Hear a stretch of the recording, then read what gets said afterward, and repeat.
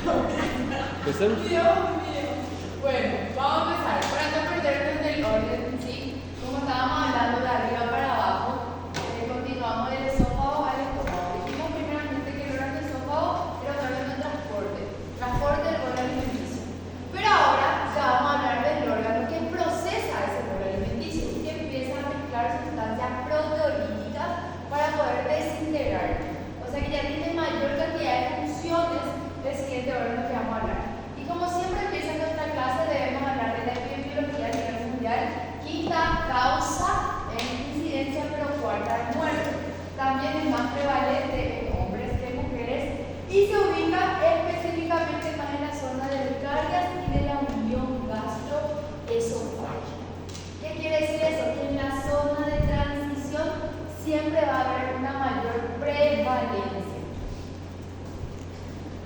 Senti falta que agora você não fala mais pergunta de prova. Bueno, voy a empezar a decir.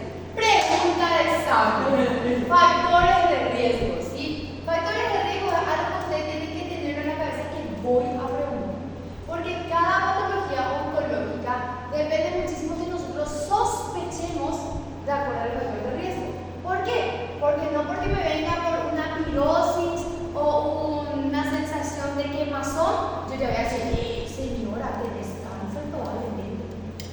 No, lo primero que yo voy a pensar son en patologías frecuentes. Una gastritis o una, digamos, una úlcera, ¿sí? En eso yo tengo que pensar primero. O inclusive, puedo pensar peor en un infarto, porque el infarto también se puede manifestar de esa manera. Pero eso ya es pensar demasiado en una también. Y después se viene la patología oncológica. Ahora, si me dice la paciente, bueno, yo soy luego tabaquista, fumadora, crónica, más de 10, 20 años, aumenta 1.3 a 3 veces más el consumo de tabaco asociado al alcohol y enzimas. Muy relacionado a un grupo sanguíneo del factor Levy de tipo A y a las carencias multivitamínicas, ¿sí? Por ejemplo, las carencias de vitamina A, C, E, beta-caroteno, selenio, fibras. También asociado a una enfermedad conocida, que vamos a empezar a hablar ahora de estómago para abajo, al síndrome de Lynch, que es un cáncer colorectal no polipósico, donde hay una mutación genética donde se muta específicamente el factor Lynch y va a relacionarse a muchos otros tipos de cánceres, principalmente cáncer de colorecto, seguidamente de estómago, seguidamente de cáncer ginecológico como ovario, endometrio, mama, seguidamente de hemaromas como cáncer de próstata, vejiga, o sea que es una mutación, un síndrome familiar, mejor dicho, que va a generar muchas mutaciones para varios tipos de cáncer. Por eso es que cuando en la familia aparece un padre con historia de cáncer de colon, otro primo con historia de cáncer de colon, una prima con historia de cáncer de colon, y ya estamos hablando de 2 o 3 familiares con cáncer de colon, el resto ya se tiene que buscar el síndrome de Lynch. ¿Por qué? Porque la probabilidad es bastante alta de que probablemente hay una herencia familiar. Es un síndrome familiar, ¿sí? Y no es, ay Dios mío, voy a tener un cáncer de colon. No, puedo tener cáncer de mama, puedo tener cáncer de próstata, puedo tener cáncer de vejiga.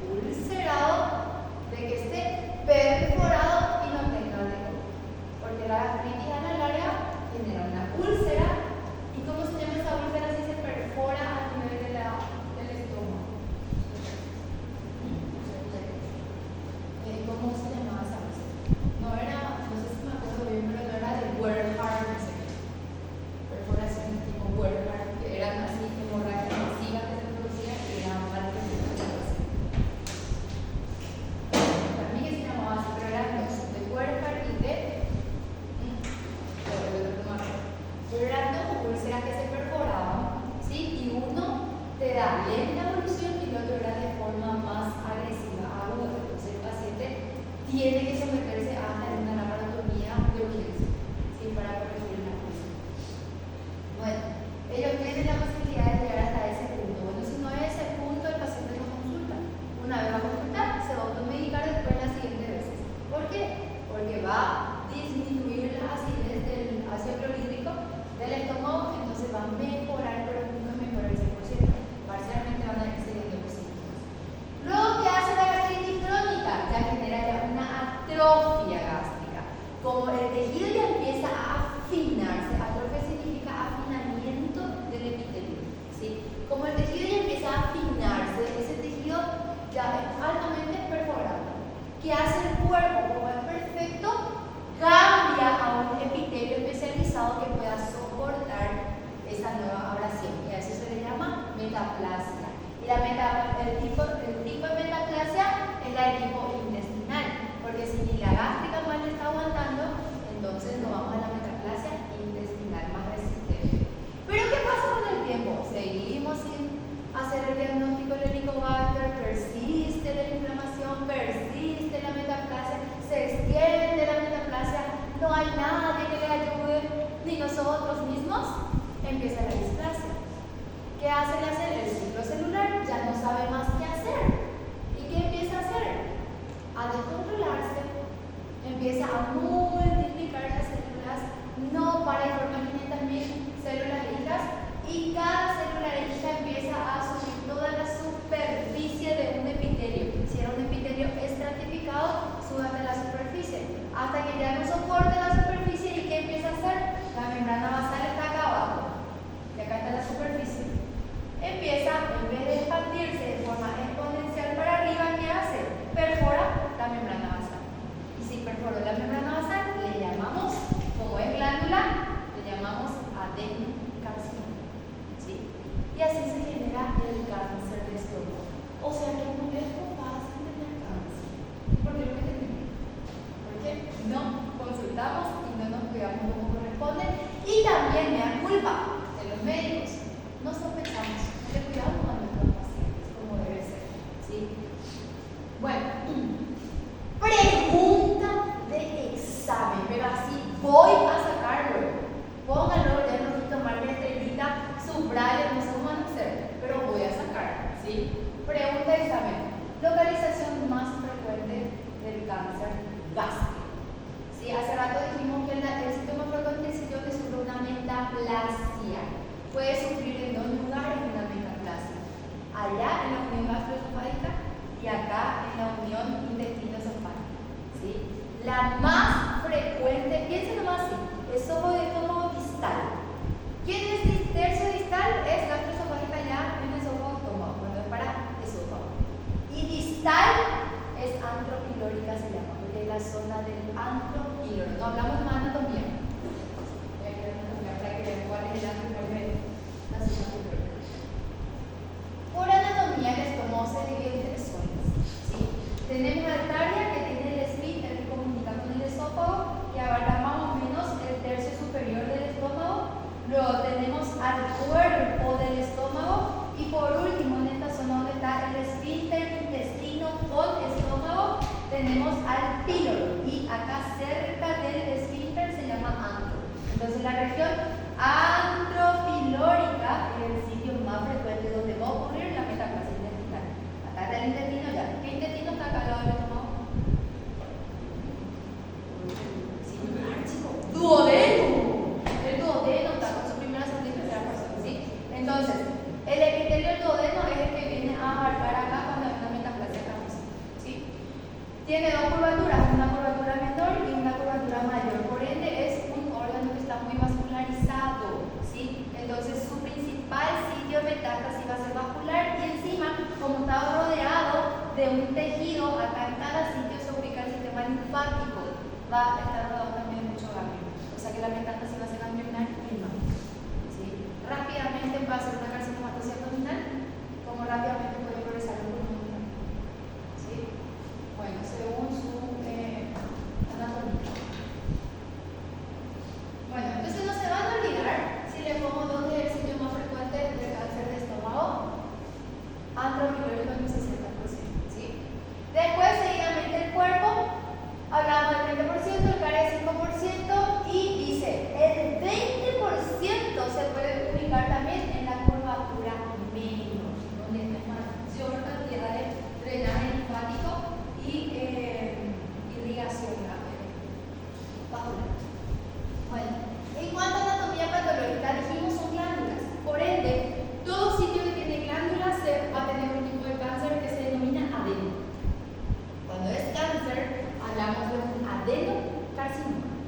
Cuando no es cáncer, hablamos de un adenoma, ¿sí? Porque puede haber una simple hiperplasia de un tejido glandular y eso se le llama adenoma. ¿Por qué? Porque si hay una hiperplasia no es un tejido normal. Pero cuando sufre una invasión de la membrana basal, se lo llama adenocarcinoma. ¿Sí? La palabra carcinoma nos lleva al cáncer. ¿Sí? Ahora, si no es glándula, ¿cómo se llamaba? Hay dos tipos de epitelio frecuente para cáncer. Uno es adenocarcinoma y el otro carcinoma escamoso. ¿Qué tipo de epitelio es el carcinoma escamoso?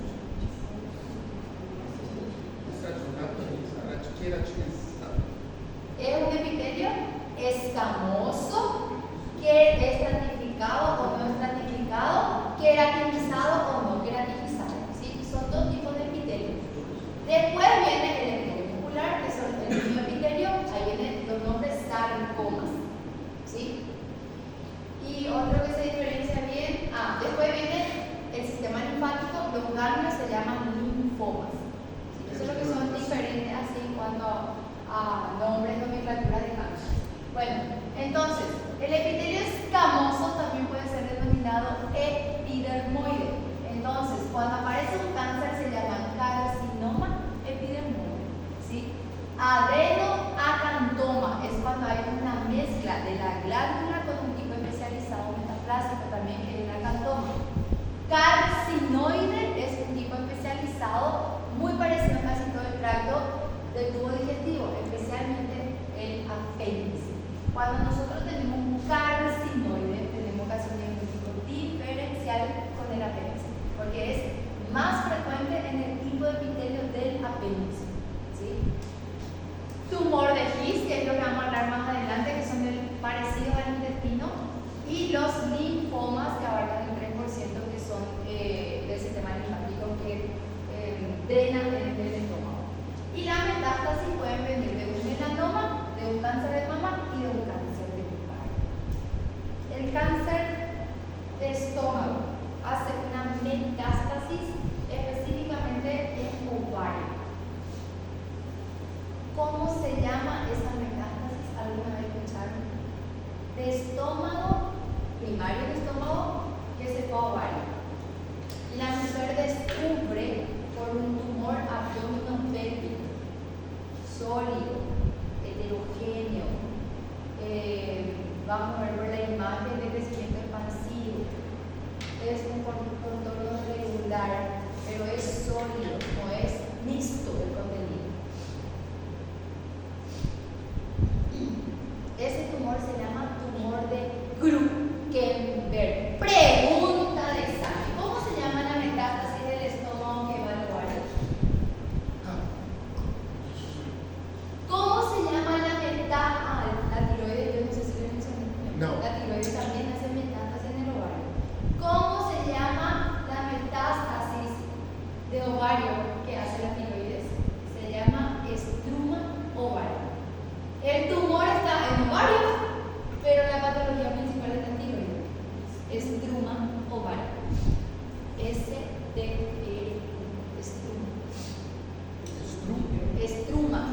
Estruma ovario.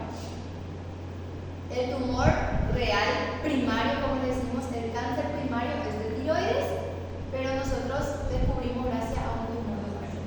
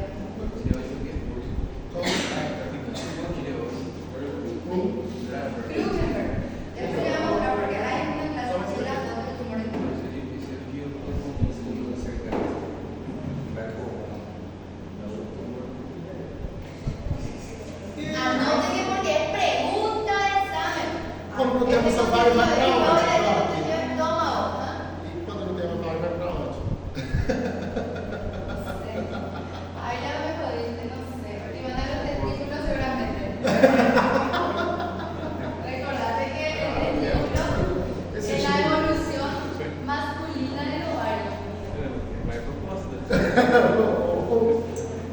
es.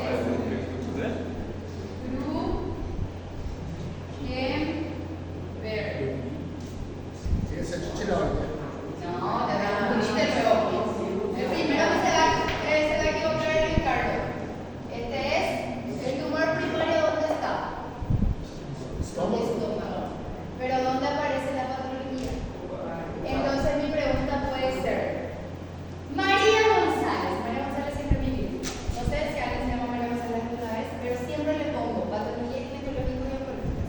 María González, de 32 años, consulta por crecimiento abdominal progresivo de 6 meses de evolución. Refiere que hace un año con su pareja actual estuvo en búsqueda de hijos. Tiene como última fecha de menstruación en noviembre, no recuerdo exactamente la fecha. Asociada a este síntoma, ¿tiene reemplazo? Sí, en noviembre se fecha de menstruación. Sí, claro. Todo tumor que esté en ovario puede dar como primera alteración del ciclo menstrual. Por eso las mujeres se confunden pensando que están embarazadas. El crecimiento de la pasa perfectamente como una gestación. Pero, ¿qué le dice la lógica? ¿Cuánto tiempo dura un embarazo? 40 semanas, 9 meses. Y yo le estoy diciendo que esta patología está creciendo 3 a 6 meses en forma progresiva. ¿Le parece que está embarazada pero no le queda reemplazo? No. Sí. ¿Cuál es el chiste médico que se hace en ginecología? Cuando van a quitar una masa. Una masa puede ser una gestación, una masa puede ser un tumor de ovario, una masa puede ser cualquier cosa en el abdomen de una mujer. Entonces, el chiste decía, quítale esa masa y tíralo arriba. Si no llora, es un tumor. Porque obvio, el bebé tiene que llorar. ¿Sí? Para saber si tiene un Apgar favorable. Pero este no va a llorar. Y por más de que le tires, le saques y le estimules. Porque es un tumor. Entonces, todo crecimiento abdominal progresivo en un abdomen de una mujer joven en etapa reproductiva, no solo tenemos que pensar en embarazo, tenemos que pensar que puede ser un tumor abdominopélvico de etiología ginecológica. ¿Sí? Lo que más puede crecer y expandirse. Entonces, si en este capítulo ustedes están dando un cáncer ginecológico conmigo, no me pongan en su opción cáncer de ovario. Ustedes están teniendo cáncer con la doctora Carmen. No rinden ginecológica conmigo. Yo no voy a lograr por eso para no confundirles, porque dando un módulo de cáncer ya me lo operaron. Y yo tengo muchos cánceres que dan ¿sí? Entonces, si en mi examen sale un caso clínico así, no va a ser cáncer de ovario. Miren que le estoy avisando que le estoy advirtiendo. ¿Qué marcador tumoral me puede elevar? Muy bien, 125. ¿Pero qué también?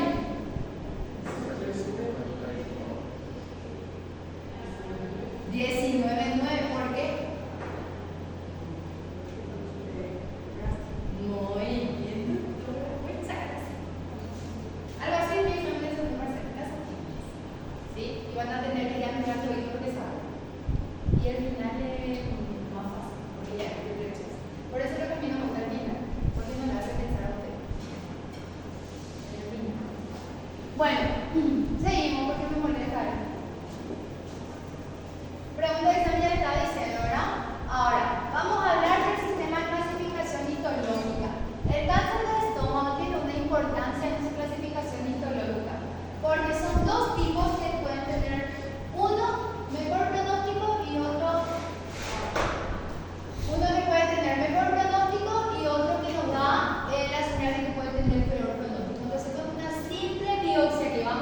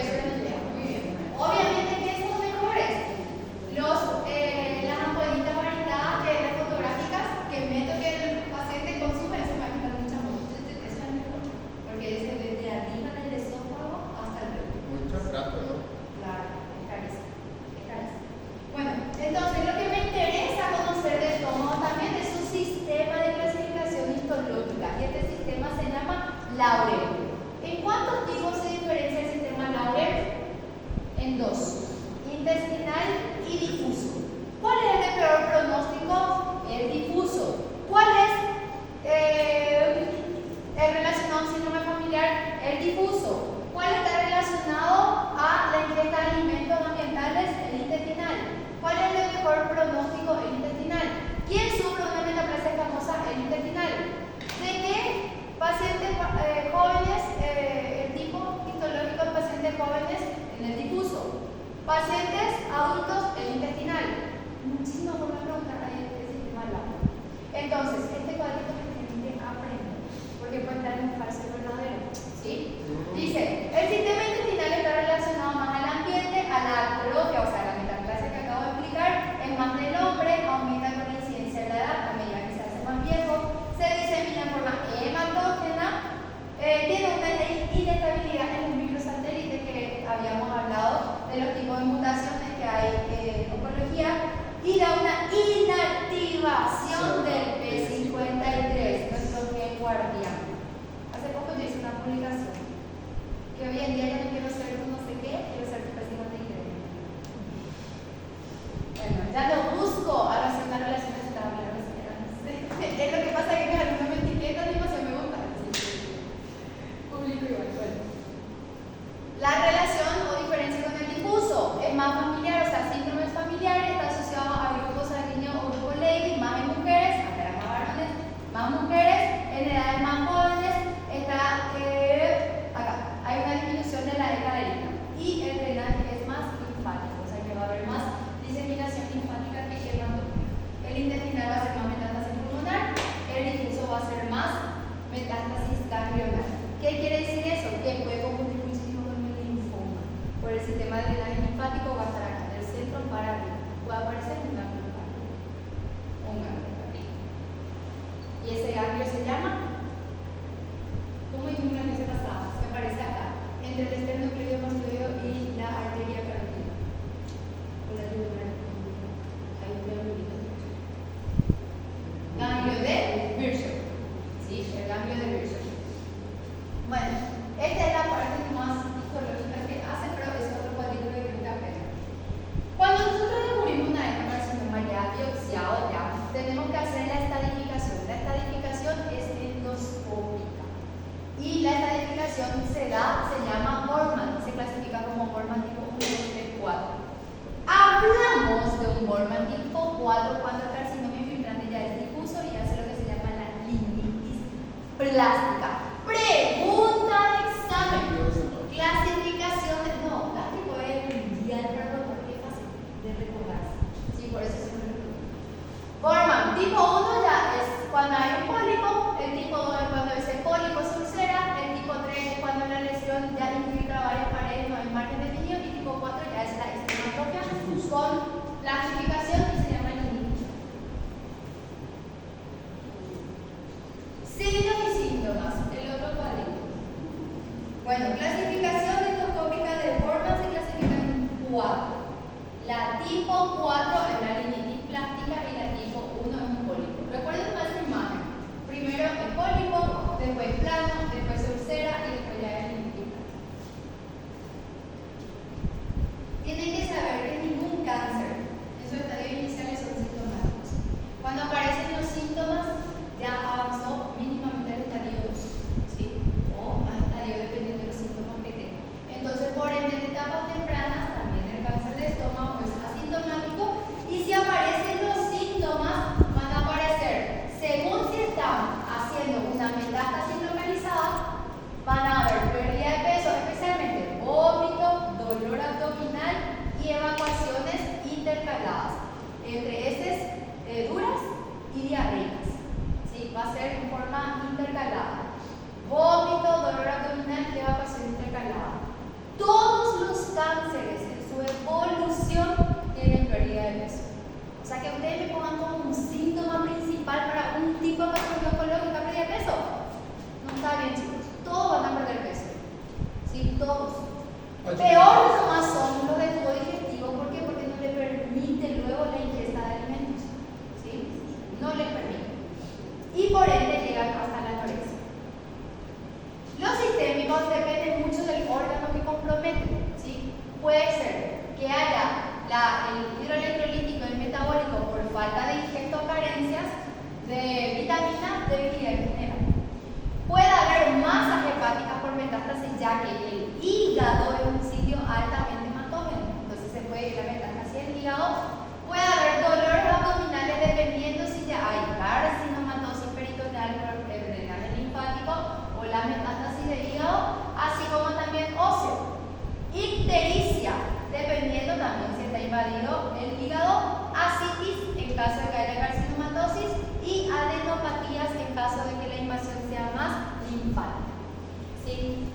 La característica clásica de elevación del CA-125 es cuando sospechamos de una ascitis y carcinomatosis peritoneal. ¿Por qué? Porque dijimos que el CA-125 es una glicoproteína en mesotelio y el mesotelio está en el peritoneo. Entonces, todo líquido que toque el peritoneo va a aumentar el CA-125. Por eso es altamente sensible, pero no específico. ¿Qué quiere decir? Una menstruación, que es una menstruación retrograda, hace que aumente. Un líquido abdominal hace que aumente. Un embarazo ectópico puede hacer que aumente. Y peor, una ascitis por carcinomatosis. ¿Por qué hay ascitis en una carcinomatosis? Porque esa célula hace un trasudado, no un exudado. ¿Cuál es la diferencia entre los dos?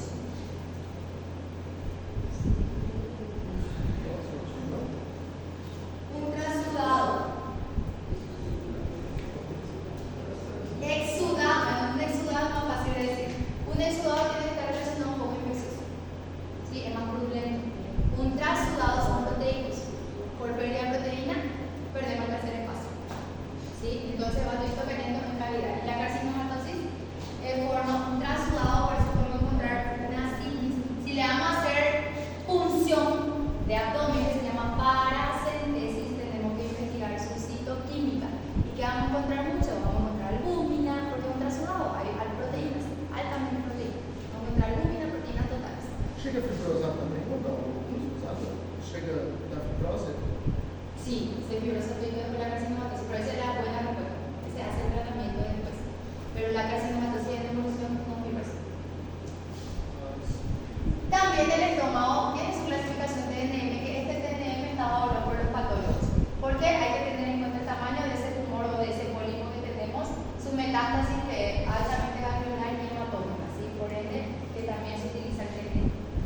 La octava edición de la AJCC, que es un journal americano, habla de que también el tumor se puede clasificar en tumores de la unión gastroesofágica o cardiales, que son menores, tumores aquellos menores de 5. Los cánceres son considerados esofágicos en lugar de gástrico, o sea que todo aquello que se encuentra en la zona del cardia, pero es menos que 5 centímetros, no, por más que esté en cardia, que es estómago, es un tumor de esófago. ¿Sí? Y los que son mayores a 5 y están en cardia se considera un tumor de estómago. También eso lanzó en el 2017 como una clasificación. Y ahí vienen los tumores que son resecables y los que no son resecables. Luego de la clasificación de Roman se hace esa clasificación para saber a quiénes se le va a operar y a quiénes no. Quiénes ya no ameritan una resección. Bueno, este es, por ejemplo, de acuerdo a los tipos de carcinomas, dependiendo de cómo se encuentra, cuáles van a ser los síntomas más frecuentes. Y vemos, por ejemplo, en los casos avanzados recién aparece el dolor epigástrico. Y en los casos, por ejemplo, superficiales que todavía ni siquiera lo estamos descubriendo, miren, son asintomáticos. Asintomáticos. ¿Qué no quiere decir eso? ¿Cómo vamos a prevenir un cáncer entonces de estómago? ¿Cómo vamos a prevenir si ya sabemos la fisiopatología?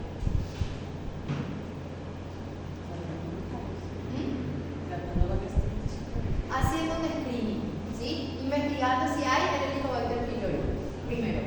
Tratando el Helicobacter pylori se trata de la sintomatología. No importa si la gastritis no es crónica todavía, esperemos lo que no sea crónica, pero esa mujer o ese hombre que viene arrastrando 2 semanas de dolores de estómago que no ceden ni con la mejoría de la dieta, ¿sí? A esa hay que hacerle una endoscopia. Lo ideal, porque por la doble función la endoscopia, pero si no tiene posibilidad, acá la endoscopia no es barata, algunos sistemas públicos no atienden en algunos lugares. Y si no pueden, hay un test de suspiro, y en ese test de suspiro ya vamos a ver si sale también el helicobacter.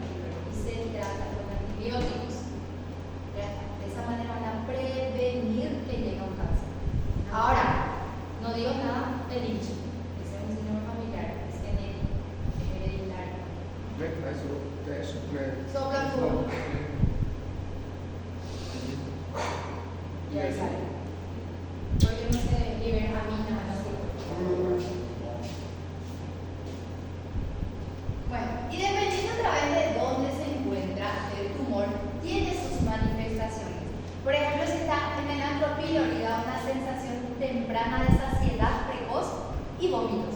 ¿Por qué? Porque no está pudiendo avanzar del esfínter antropilórico. Entonces el estómago siempre está cargado.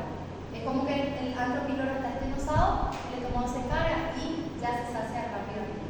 Sensación de saciedad temprana. Tumores en carga dan disfagia. ¿Por qué? Porque está a nivel del esfínter gastroesofágico. Entonces da una regurgitación, da disfagia. La emesis fecal o alimentos no digeridos se dan en caso de que ya haya una progresión de la enfermedad por infiltración y invasión de la pared, una fístula gastrocolónica por invasión del colon. Ahí ya se da la emesis fecal o alimentos no digeridos en la heces. O sea que aparece tu choclo o tu poroto o tu, digamos, ñoqui en tu materia fecal, así íntegro, sin ser procesado. Ahí se sospecha de que haya también. En el caso metastásico, al momento del diagnóstico ya el 50% ya está en el estadio 3-4. O sea que le damos demasiado tiempo al cáncer de estómago porque no pensamos en prevenir, ¿sí? La metástasis por frecuencia es mucho más alta en el hígado, es el sitio que tiene más sangre, entonces se va a ir a esa zona. Las superficies peritoneales, ya lo que les estuve comentando, cuando generalmente la invasión va más hacia la pared de la tubatura mayor o menor. Nódulos locos regionales, que son la metástasis linfática, y los menos frecuentes van a ovario, Buchenberg, médula ósea, sistema nervioso central, hueso, pulmón o tejidos blandos. Sí o sí, investiguemos el estómago, abdomen, para buscar su metástasis. Y aquí aparecen algunas manifestaciones sistémicas. Acantosis nigrans. La acantosis nigrans, van a sospechar en una mujer con cáncer de estómago. ¿En quién se sospecha? En intolerancia a la glicemia, en resistencias insulínicas, diabetes. No vamos a pensar, señora, tenés cáncer de estómago, por ver que tiene una acantosis acá o en cualquier pliegue que se presente, pero es una manifestación del cáncer del estómago. El signo de la centrelar, que también es como una dermatosis parecido a melanomas, pero son múltiples. Los melanomas de verdad son manifestaciones únicas, planas, irregulares, que van cambiando en el tiempo de color y creciendo. Sin embargo, esto desde el inicio va a acumular melanina y son muy relevantes. Bueno, manifestaciones cutáneas. Después tenemos la anemia hemolítica microangiopática, que también laboratorialmente lo vamos a descubrir, las nefropatías membranosas y las poliarteritis nodosas. Las poliarteritis nodosas son como lesiones nodulares pero vasculares, también que se presentan en la piel. Hay veces que decimos, ay, no, por el frío nomás me da, igualito a eso. Por el frío nomás estoy sintiendo como lesiones nodulares medio rosaditas, rojas, violáceas. Es por el frío. Bueno, en estas pacientes, frío, calor, en cualquier momento en la vida genera su poliarteritis nodosa. Son manifestaciones ya sistémicas, dermatológicas, que puede dar el cáncer de gástrico. Otro aspecto también que podemos ver son los ganglios. Y los ganglios empiezan a elevarse en diferentes sitios. Por ejemplo, el de Virchow es el que les expliqué ya acá, el que vemos a nivel del cuello, lado izquierdo. El de Iris son los ganglios que se ven a nivel axilar. El de Mary Joseph es un ganglio que se ve a nivel umbilical. Generalmente nosotros decimos, tiene una hernia umbilical, pero es muy parecido a la hernia, solo que la hernia, ¿qué tiene de característica? ¿Qué tiene de característica cualquier hernia? ¿Cuál es el signo? Que nosotros deprimimos y entra. Estos no. Estos son tumores sólidos, duros, pétreos, que queremos deprimir y están fijos. Entonces son ganglios de María José. Los ganglios de María José nos hablan de una metástasis a distancia del cáncer de estómago. ¿Sí?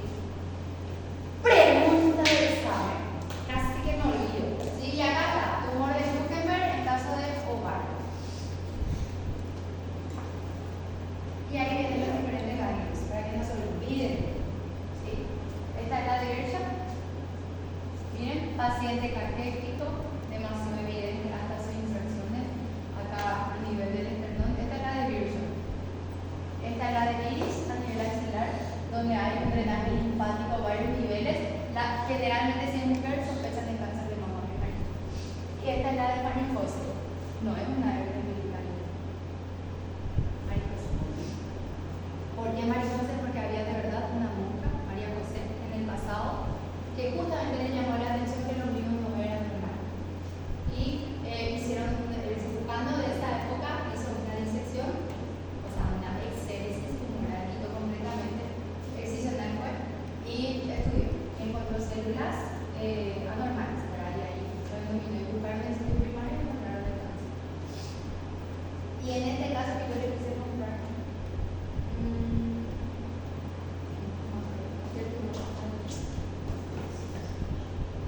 Y este es el Grugenberg. ¿Sí? Masas abdominales grandes que nos habla de ascitis y el tumor de Grugenberg que se ve en forma sólida, como Kendall. No hay contenido mixto. ¿Sí? Igualito el parénquima del ovario, pero tiene glándulas intestinales altas. Se le opera como si fuese una tipificación de cáncer de ovario. Entonces le está pensando que ovario, pero después no tratamos, había sido todavía la causa. Se investiga, se va a patología y se ve el tipo epitelio y se descubre que es estómago. Yo tuve dos casos. Uno era metástasis de mama, otro era metástasis de estómago y otro era un linfoma. Ese sí que fue el más difícil para investigar dónde estaba el sitio primario. Porque operamos así. La característica de la metástasis en ginecológico son tumores bilaterales.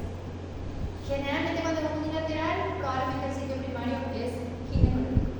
Pero cuando son bilaterales, nuestra duda primero es de dónde está viniendo este tumor. Y obviamente hay que operar igual porque es lo único positivo que tenemos en ese momento para sacar la célula e investigar. Bueno, el protocolo hicimos lo mismo, el protocolo ovario, un cáncer de ovario, en los tres casos. En los tres casos vino un tipo intestinal, ¿verdad? Entonces, obviamente, si endoscopía después a paciente, vaya sorpresa, úlcera. Biopsiaron, estaba el cáncer ahí. Era un Bormann tipo 3. ¿Sí? Ese fue nuestro primer caso. El segundo caso, que fue de linfoma, ese costó muchísimo. La paciente se internó 3 veces otra vez después de nuestra cirugía porque hacía una aplasia medular. Y antes era aplasia, pero nada de eso pensaba, porque antes una aplasia tengo que ver médula ósea. En su frotilidad sangre periférica, hasta reticulocito ya perdía. O sea que tipo, era una aplasia así bien característica. Investigaron, buscaron, no sé con qué, hay un marcador, porque no había ganglios visibles para decir que algún ganglio podían biopsiar. Pero investigaron, no sé qué hicieron el hematólogo. Al final tuvimos el resultado, nosotros nos avisaron, doctora, ¿sabe qué era? Era un linfoma de Burkitt. E hizo metástasis en ovario, rarísimo, rarísimo. Pero bueno, yo soy luego la médica de los casos raros, siempre mencioné en inglés, la doctora de los casos raros. Y el tercer caso era la paciente que tenía el mamá. Pero este sí nosotros ya sabíamos que era cáncer de mama, que el abdomen era igual a este, el ombligo era igual a la otra paciente. Yo tengo una foto en ginecología, en mi clase de ginecología. Y ese tumor es muy característico para mí porque ese día fue muy jocoso lo que nos pasó. Era un tumor que yo hacía agarrar, así, de tan grande que era. Quitamos el tumor, la metástasis a nivel del ovario, quitamos. Pero la mama ya estaba destrozada, descompuesta. Sabíamos que era metástasis de mama. Quitamos el tumor y bueno, ese tumor igual tenía que ser investigado y estudiado por anatomía patológica para confirmar la metástasis. Y generalmente en IPS tenemos otra mesa cada vez. Y acá yo estoy operando. Saco el tumor pesado, pongo en la mesa, ¿verdad? Mientras me doy la vuelta para continuar en cirugía, el tumor hace esto, roda. Y mi jefe que estaba mirando, ¡cuidado! Una bomba explotó.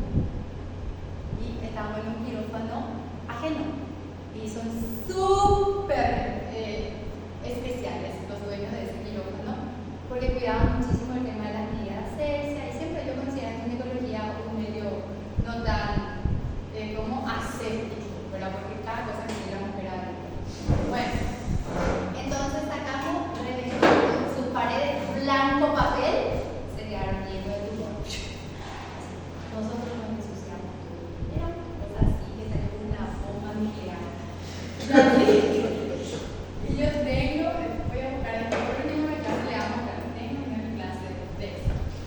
Tengo mi clase porque fue muy jocoso, hablo de tumores de ovario, muestro esa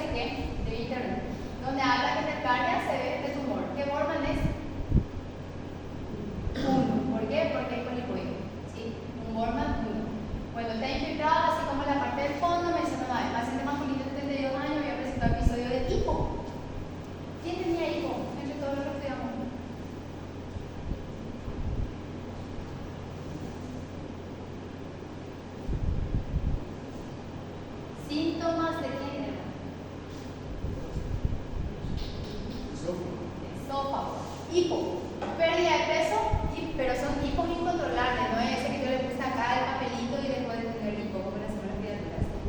Incontrolable, pérdida de peso es un síntoma sistémico de todos los cánceres, náuseas y vómitos. Se le investiga y viene un adenocarcinoma tipo intestinal poco diferenciado, donde hay múltiples nódulos del tercio inferior del esófago, o sea, estaba a nivel del cardias, estaba ubicado, ¿sí? En la unión gastroesofágica.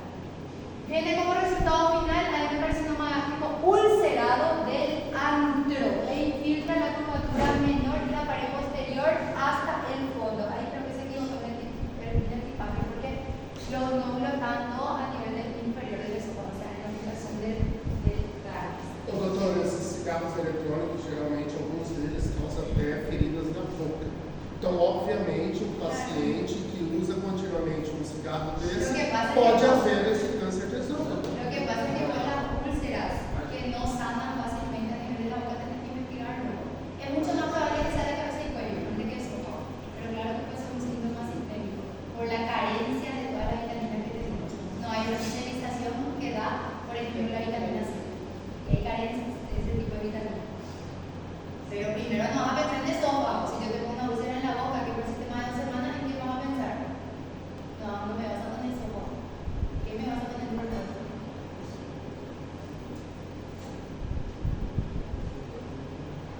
Labios, piso de boca, cabeza y cuello. ¿Sí? No me vas a poner esófago. No es la característica del esófago. No vaya a pensar por lo más difícil que puede pasar. Não, eu falo no sentido de que pode proliferar também, né, uma incidência. Não nesse caso. Claro, pero no es la frecuencia. ¿Sí? Não é a frequência. Bueno, hablando de la fotofluorografía, que es metiéndole las pastillitas fotográficas, que es el mejor método diagnóstico para definir todo el tubo digestivo, pero obviamente es caro, es difícil. La endoscopía, alta sensibilidad, hay un PET sinógeno sérico, que es el que investiga el Helicobacter pylori en el test de en el test de Zufiro, y el anticuerpo también se puede investigar en sangre del Helicobacter pylori, solo que tiene poca especificidad, así que un negativo tampoco me define que el Helicobacter no esté dentro del estómago. Y los tratamientos se clasifican según sean tempranos o según sean tardíos, y se habla de criterios de resección endoscópica cuando tenemos una alta probabilidad de resección de bloque. Por ejemplo, el Burnout tipo 1 es bien polipoide, tiene un pedículo, entonces eso se puede resecar completamente. Alta histología tumoral de que sea intestinal, o sea, que sea un tipo histológico de mejor pronóstico. El tumor que infiltra solamente a la mucosa, que no llega a la muscular ni llega a la serosa. Que haya ausencia de invasión linfático-venosa y que el tamaño sea menos de 20 milímetros de diámetro sin úlcera o menos de 10 milímetros de diámetro si presenta ya la úlcera, o lo que le llamamos el tipo 2B a 1C. Bueno, esos son los criterios de resecabilidad endoscópica, o sea que yo veo un tumor o una úlcera y tiene estas características y probablemente lo puedo resecar. Seguramente se va a someter a 2 endoscopías. La primera que va a ser el diagnóstico con una biopsia incisional y la segunda que va a ser la experiencia incisional o el tratamiento completo, pero tiene que tener estas características. Bueno, criterio para una gastrectomía. ¿Qué significa eso? Para quitar el estómago. Sin estómago podemos vivir.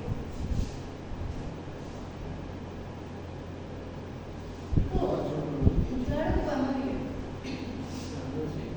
Claro que sí, ¿verdad? Como viven las pacientes que tienen un estómago de banana o que no tienen estómago porque hicieron una bariátrica. Una bariátrica. Ahí está el cirujano, ¿eh? Sí. Cada ciudadano piensa. Claro, es bariátrico, por ejemplo.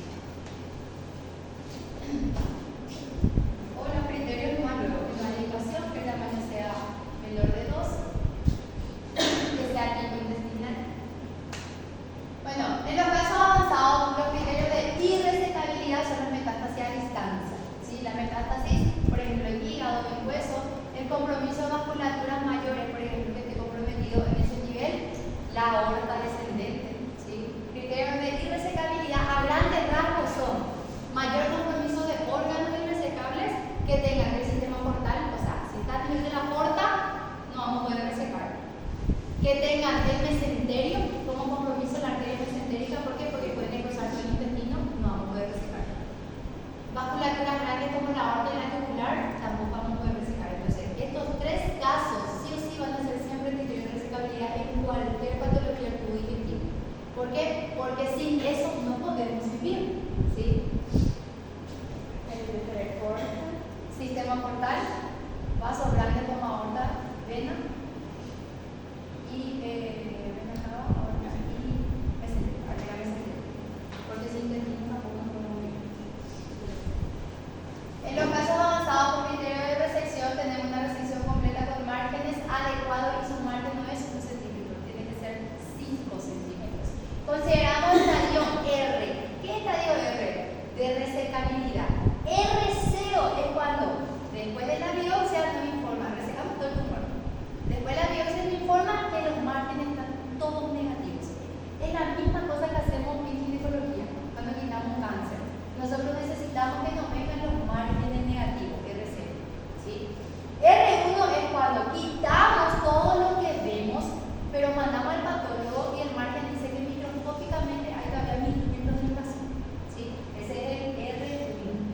Y R2 es cuando hay residuos que nosotros vemos. Por eso es que una carcinomatosis peritoneal no puede ser jamás resecado en forma de R0. Una parcial sí. La carcinomatosis abarca todo el peritoneo. ¿Cómo piensan que le vamos a operar a este paciente que tiene todo el peritoneo invadido? Esa es nuestra pelea con la paciente oncológica de ovario. Quieren operarse, no hay que quitarse su tumor, pero ya está con carcinomatosis. Pasa. ¿Podemos sacar todo el peritoneo de una paciente? No vamos a sacar porque sí va a haber compromiso de órganos que recubren ese peritoneo. Entonces, ¿qué conviene hacer en el caso de esas pacientes? Iniciar una quimioneoadjuvancia, disminuir la carcinomatosis, como él dice, va a fibrosar, disminuir y dejar que sea parcial. ¿Para qué? Porque parcialmente sí vamos a poder resecar, pero no con todo, o sea, no completo. ¿Por qué? Porque entonces ahí hacemos la cirugía que coloquialmente decimos pacientectomía. Lo único que le dejamos es la estructura y el corazón. Le quitamos todo. Hay que sacar hígado, riñones, hay que sacar todo. ¿Sí? Bueno, la resección o R0 solo se consigue en un 50%. Es difícil llegar a un R0 cuando ya estamos en un estadio avanzado. Por eso usamos mucho la quimioterapia neoadjuvante. La quimio en gástrico es fuertísimo, se llama 5-FU, 5-fluorouracilo. Es una quimio súper aplásica. Sí soportan las 3 primeras dosis y va a progresar bien más adelante, pero muchos no soportan ni la primera dosis y terminan abandonando. 5-fluorouracilo. Pero aumenta bastante la sobrevida de la enfermedad y la sobrevida global. O sea que a los 5 años estos pacientes probablemente estarían avanzados se van a, no sé si se van a curar, pero van a estar en sobrevida libre de enfermedad. Y los tipos de cirugías en caso resecable, de forma de comentarios más, tenemos la más conocida, la de Iderux. ¿Qué es esta? La de Iderux, que es una gastroyejunostomía. ¿Sí? Deriva, quita luego los tomos enfermos, solamente deja 2 a 3 centímetros de arterias y hace la derivación del intestino del ilio, pasa y conecta a arterias y a nivel del duodeno. ¿Sí? La tercera porción del duodeno conecta en forma distal, entonces le separa. ¿Por qué necesita conectar el duodeno? ¿Por qué hay que conectar? ¿Por qué no hace esto nomás? Y la hace en forma de Iderux.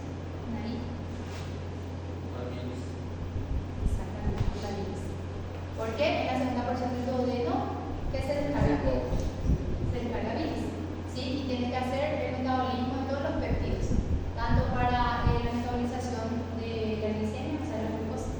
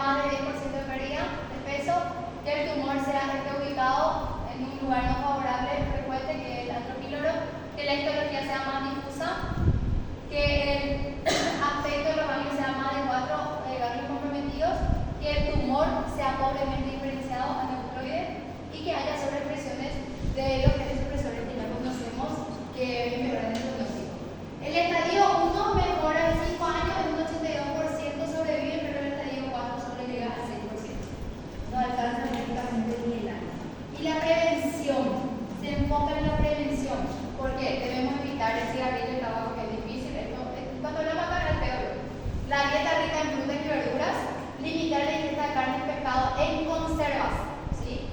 Los sazones que utilizamos acá, nosotros decimos acá en Paraguay, por caigüe, porque no queremos cocinar, agarramos y nos vamos comprando incluso fideos procesados y embalados.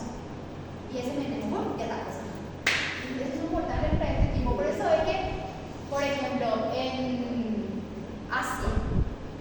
Asia es un continente que tiene alta prevalencia para el cáncer de cabeza, cuello, esófago, estómago, por el tipo de alimentación que ellos tienen.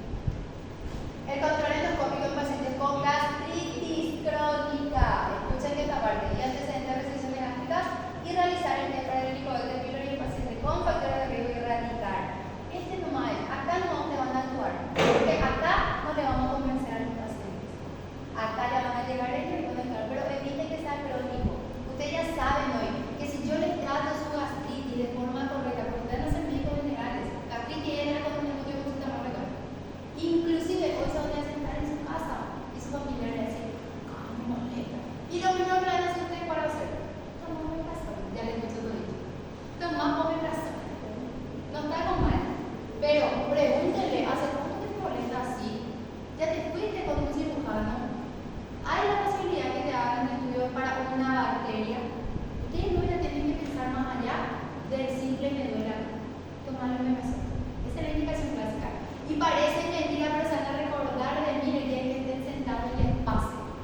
¿Por qué? Porque es algo tan clásico. Nos vamos a nuestra casa y nos dicen, acá me molesta, tengo un dolor. Seguro que es la comida que comí anoche. Tomar omeprazol. Enseguida van a decir a sus familiares, no solamente a sus pacientes. El seguimiento de forma sistémica se hace cada 3 a 6 meses los primeros 3 años y luego anualmente, que se investiga. Aparte de la anamnesis del examen físico, los estudios por imagen a distancia, o sea, un barrido tomográfico, y si no se realiza la gastrectomía total, se recomienda una endoscopía anual, debido a que 1 o 2% puede aparecer otros tumores primarios, ¿sí? Anualmente, si no fue una gastrectomía. Si hay carencias vitamínicas como insuficiencia de vitamina D, hay que responder otra vez. La mayoría de las gastrectomías totales tienen y el 20% de las subtotales en un plazo de 4 a 10 años. O sea que va a haber deficiencia y hay que responder. Y hablemos del siguiente tumor. Este tumor es un tumor súper raro, no iba a hablar, pero como nos pasó en Salto Loera, investigué y tengo que contar.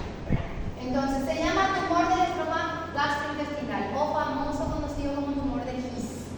El tumor de His es uno de los tumores más frecuentes del tubo digestivo. Estuvimos diciendo un 3% aproximadamente en el estómago, pero aparece mucho en el intestino delgado. En forma esporádica, es uno cada 100.000. A partir de los 63 años, no hay una relación así clásica que nos diga si tenés esto vas a tener tumor de His, pero se ha relacionado con pacientes con la neurofibromatosis tipo 1.